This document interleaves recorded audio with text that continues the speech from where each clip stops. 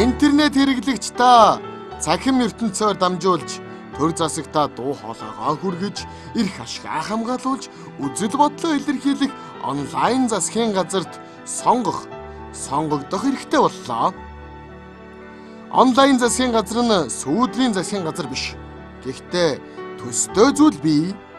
Сүүдрийн засгийн газрыг улс төрийн сөрөг хүчин байгуулж, шинжлэлийн засгийн газрын хийж байгаа үйл ажиллагааны зөвхөн буруу, сул болоод дутуу дөлмөг хийсэн зүйлүүдийг л харж шүүмжилдэг юм.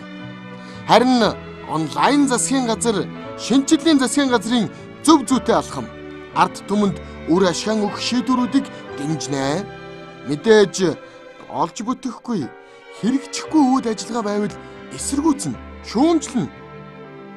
Танд онлайн засгийн газарт багтаж, шинжлэлийн засгийн газрын сайдын хэмжээнд санал бодлоо илэрхийлж, улс орныхоо хөгжилд өөрийн хувь нэмрээ оруулах эрх нэгдэж байна.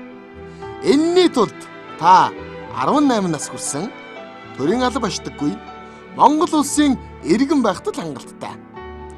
Бүтцийн хувьд 19 сайдтай, сайд бүр өөрийн гэсэн хариуцах ажилтай, хүлээх үүрэгтэй. Онлайн засгийн газрын сайд нар сайн дураар нэрээ дэвшүүлж байгаач олонний саналаар сайд авах хэсгээ шийдвэрлэнэ. Тэдэнд төрөөс өгөх цалин хангамж, унах машин, авах тендер гэж байхгүй.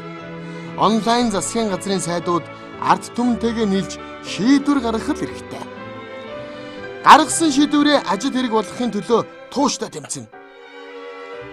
Онлайн засгийн газраас гаргасан шийдвэр шинжлэлийн засгийн газрын шийдвэртэй заавал нийцэх албагүй.